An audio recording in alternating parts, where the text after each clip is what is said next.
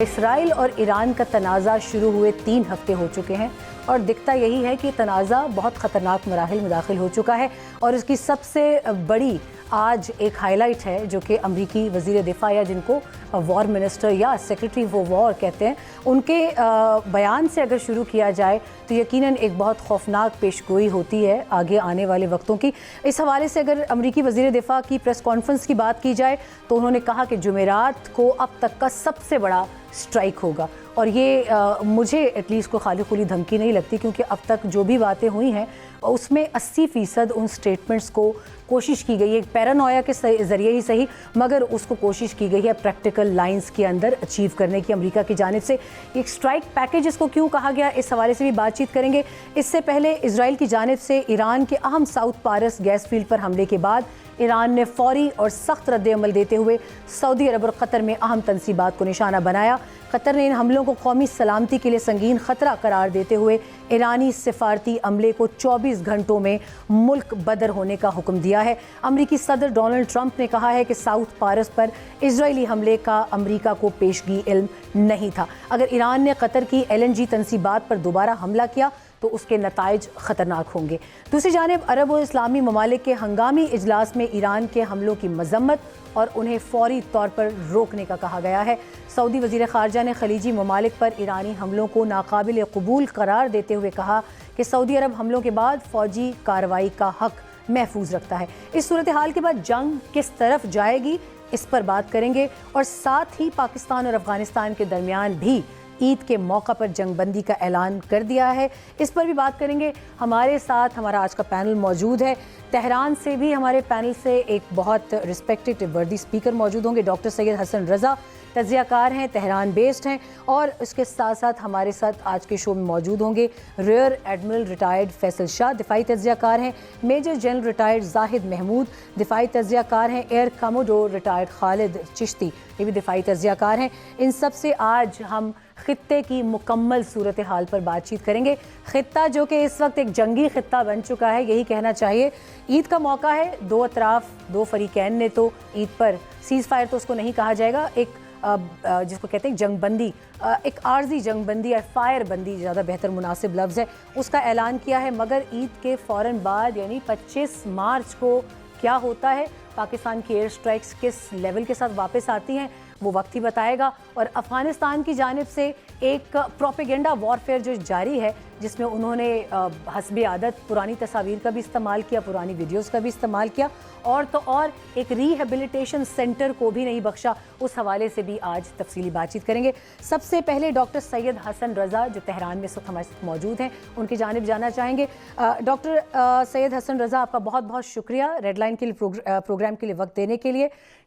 سب سے پہلے میں آپ سے جاننا چاہوں گی کہ ایرانی عوام کی اس وقت بہت بات چیت ہو رہی ہے، امریکہ کی جانب سے تاثر دیا جاتا ہے کہ ایرانی عوام اس موجودہ رجیم سے خوش نہیں ہے، رجیم کا لفظ وہ ہمیشہ استعمال کرتے ہیں اور اسلامسٹ رجیم کہتے ہیں۔ آپ تو پہلے یہ بتائیے گا کہ اس وقت عوام کا جوش و جذبہ کیا ہے، امریکہ کی بات میں وزن ہے یا آپ تہران میں موجود ہیں، آپ بتائیے کہ اس وقت جو ایرانی عوام ہیں ان کا مزاج کیا کہتا ہے؟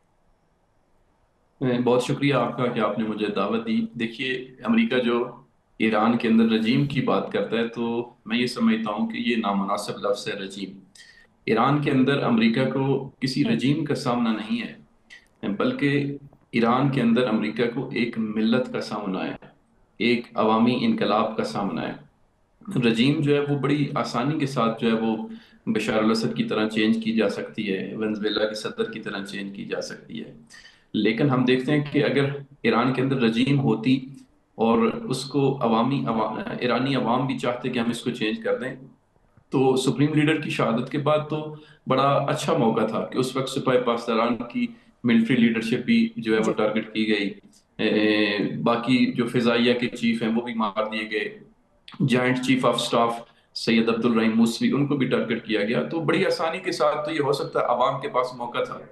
لیکن ہم دیکھتے ہیں کہ رہبر انقلاب کی شہادت کے بعد ایک ہفتے تک نئے رہبر کا انتخاب نہیں ہوا، لیکن اس کے باوجود جنگ جو ہے وہ بڑی تیاری کے ساتھ، بڑے ٹھنڈے دماغ کے ساتھ اور پلاننگ کے ساتھ آگے بڑھی، اور جو عوامی تاثر ہے میں یہ سمجھتا ہوں کہ اس وقت ایرانی جو عوام ہے وہ اپنے اس نظام کے ساتھ کھڑے ہوئے ہیں. آپ دیکھیں کہ ابھی تک گورنمنٹ کی طرف سے تقریباً 35 کے قریب ایسے زیر زمین میٹرو اسٹیشن ہیں کہ جو تقریباً عام زمین سطح زمین سے 500 میٹر کی نیچے گہرائی کے اندر موجود ہے. تو ان 35 میٹرو اسٹیشن کو تہران کے صحیح. اندر انہوں نے پناہ گاہ کے طور پہ اعلان کیا ہے کہ جنگی صورتحال میں اگر کوئی پناہ گاہ میں جانا چاہے تو وہ میٹرو اسٹیشن میں نیچے جا سکتا ہے. لیکن آپ یقین کریں کہ ان 18 دنوں کے اندر ایک ایرانی فرد نے بھی جو ہے پناہ گاہوں کی طرف جو ہے وہ نہیں کیا ہے، جبکہ تہران کے اندر مسلسل جو ہے وہ ہر روز ہی اٹیک ہوتے ہیں اور خطرے اس میں میں. ڈاکٹر صاحب ایک ڈاکٹر حسن اس کے اندر ایک کاؤنٹر آرگیومنٹ بھی آ رہا ہے کہ ایران میں اس وقت ٹوٹل بلیک آؤٹ ہے انٹرنیٹ کا، اور بہت کم لوگ ایسے ہیں جن کو انٹرنیٹ کی رسائی ہے. تو اس کاؤنٹر آرگیومنٹ کو فرام دا ویسٹ سائیڈ آپ کیسے اس کو دیکھتے ہیں، یا اس کا جواب کیا دینا چاہیں گے؟ دیکھیں اس میں ہوتا یہ ہے کہ جو انٹرنیٹ ہے ایک اس کو کہتے ہیں نیشنل انٹرنیٹ.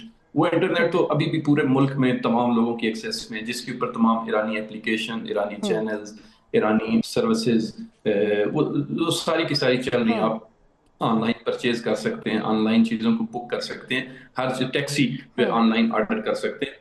لیکن جو انٹرنیشنل انٹرنیٹ ہے، انٹرنیشنل انٹرنیٹ جو ہے وہ ظاہری طور پہ یہاں پہ ایران کے اندر خصوصاً اسٹار لنک کا جو انٹرنیٹ تھا وہ ایران کی گورنمنٹ کی طرف سے کئی جی سالوں سے ممنوع ہے، کہ جس کے اوپر ایران مخالف جو چینلز ہیں وہ اپنے چیزیں چلاتے تھے. ابھی بھی آپ دیکھیں نا، میں یہاں پہ بریکٹ کے اندر عرض کر دوں کہ اس وقت پوری دنیا میں کسی بھی ملک کے خلاف اس کی اپنی زبان کے اندر اتنے چینل نہیں ہوں گے جتنے ایران کے ہیں. یعنی ایران کی پرشین لینگویج کے اندر صحیح. 200 سے زائد چینل فقط ایران کے خلاف ہیں، جو باہر بیٹھ کے ایران کے خلاف پروپیگنڈا کر رہے ہیں، بمبارڈمنٹ کر رہے ہیں. تو وہ اسی انٹرنیٹ کے ذریعے ہی یقینی کر رہے ہیں. یعنی جو انٹرنیشنل انٹرنیٹ ہے اس سے عام لوگوں کا ویسے بھی عام روٹین میں بھی کوئی اتنا سروکار نہیں ہوتا ہے. وہ اپنی ایکسیس جو داخل ملک کے اندر ہے اس امور میں. اب انٹرنیشنل جو لوگ یہاں پہ رہ رہے ہیں ہماری طرح لوگ، اچھا جنہوں نے ظاہراً اپنے گھر میں رابطہ کرنا ہے، ملک سے باہر رابطہ کرنا. ڈاکٹر صاحب ایک اور کوئک کویشچن کے ساتھ ہی پھر میں آپ سے اجازت چاہوں گی، اور اپنے ساتھ دوسرے اپنے جتنے پینلسٹ ہیں ان کو بھی ایڈ کرنا چاہوں گی پروگرام میں. ایک سخت سوال ہے، اور وہ سخت سوال یہ ہے کہ ایران ایسپناج نیٹ ورک کو بریک کرنے میں یا کاؤنٹر کرنے میں یا اسیس کرنے میں ناکام کیوں رہا ہے؟ اور عمومی تاثر دنیا میں یہی پایا جا رہا ہے، خاص طور پہ till the assassination of doctor Ali Ardeshir Larijani, کہ ان کے اسیسینیشن تک ایسا لگتا ہے کہ بہت ڈیپ پینیٹریشن ہے اسرائیلی اسپائی کرافٹ کی ایران کے اندر. What do you have to say about that? یہ بہت ایک خطرناک جو ہے ایک سمپوزیم کریٹ ہو رہا ہے ڈسکشن کے حوالے سے. جی دیکھیں اس میں عرض کرتا چلوں کہ ہر ملک کی اپنی پالیسی ہوتی ہے. میں یہ کہہ سکتا ہوں کہ مثلا امریکہ اگر دنیا کی سپر طاقت ہے تو کیا امریکہ کے اندر انٹیلیجنس فیلئر نہیں ہے؟ کیا امریکہ نے انٹیلیجنس کی موضوع کے اوپر ضربیں یا چوٹیں ایران سے نہیں کھائی ہیں؟ اسرائیل نے کیا نہیں کھائی ہیں؟ میں آپ کو مثال دوں کہ اسرائیل نے جب اسرائیل کے خلاف طوفان الاقصی آپریشن حماس نے کیا تھا، اور حماس نے وہ اسرائیلی جنرلز برگیڈیئر وغیرہ گرفتار کیے تھے، تو 1.5 سال تک اسرائیل جو ہے اسی غزہ کے اندر جو ہے وہ اپنے قیدیوں کو پتہ نہیں چلا سکا کہ کہاں پہ. کیا یہ انٹیلیجنس فیلئر نہیں تھا بالکل. اسرائیل ڈاکٹر کا؟ صاحب آپ کا بہت امپورٹنٹ اس کے اوپر پوائنٹ آ گیا.